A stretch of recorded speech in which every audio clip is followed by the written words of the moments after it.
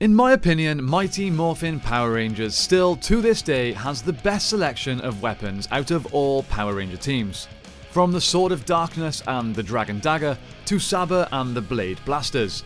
We have covered many of them in previous videos, but today we will be talking about each of the Power Rangers weapons. The weapons that could be combined to form the Power Blaster. Let's get into it.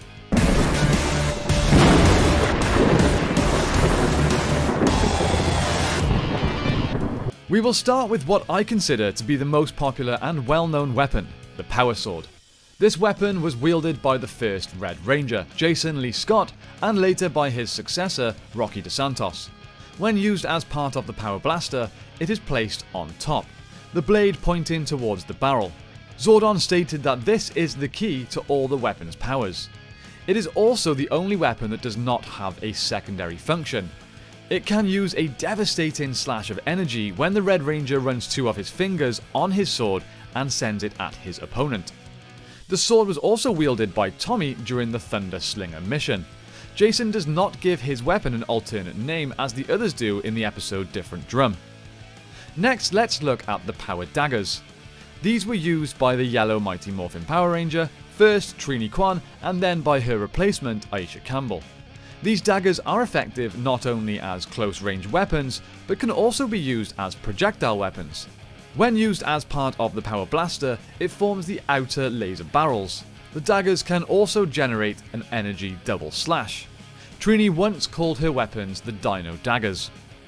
Now let's look at the weapon of the Black Ranger, first by Zack and later by his replacement Adam, the Power Axe.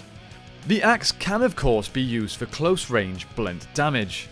But the base of the axe can be slid down towards the blade, converting it into a cannon-like weapon that forms the main portion of the Power Blaster.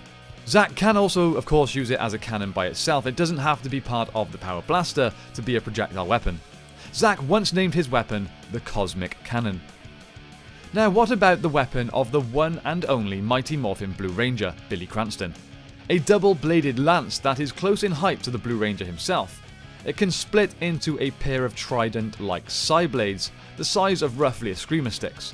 When shortened, it can be used as part of the Power Blaster. It forms the inner laser barrels. It can also generate electricity. Billy once called his weapon the Mighty Mace. The final individual power weapon is of course the Power Bow, wielded by none other than the pink Mighty Morphin Power Ranger, Kimberly.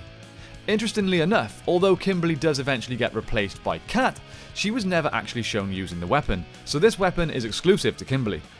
It fires projectile pink arrows at enemies, something Kimberly often did in mid-air.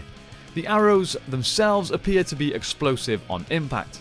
When used as part of the Power Blaster, it crosses over the top of the Power Axe, forming a bar that holds the Power Daggers and the Power Lance. In the Power Rangers video game, the bow is actually shown as being used as a melee weapon as well as a projectile.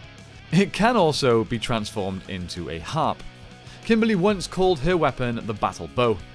Now of course, when all of these weapons are combined, they form the Power Blaster. It was often used as a finishing weapon for monsters before Rita had a chance to make them grow.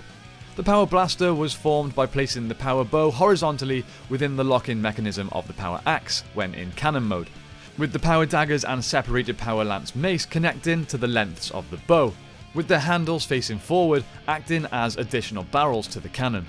The Power Sword, the key to the blaster, was locked in on top of the cannon, similar to where an arrow would be placed in a crossbow. The Power Blaster was used by the first team of Rangers extensively and only once by the second team.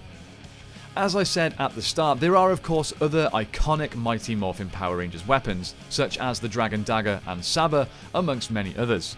But I have already covered those in full in their own dedicated videos. Feel free to check them out if you want to see more. Now, I have a question for you guys today. I try to spread the content on this channel out between Mighty Morphin and other seasons of Power Rangers. What do you guys want to see most? More Ranger histories from later seasons? Or do you tend to prefer the stuff that is dedicated to Mighty Morphin?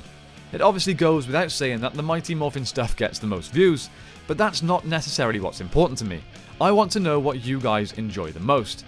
Let me know what you think in the comments down below. That's it from me today, my friends. Thank you all for the support as always. Please do me a massive favour and hit that subscribe button. It literally takes 1 second, it doesn't cost you anything, but it helps out the channel a lot. We are on that road to 100,000 subscribers, and having a Power Rangers fan channel hit a milestone like that would just be insane. Let's see if we can get to it. Thanks so much, Rangers. Thank you all so much again for watching today. I hope you have a fantastic day. May the power protect you, and I will see you next time on the 6th Ranger.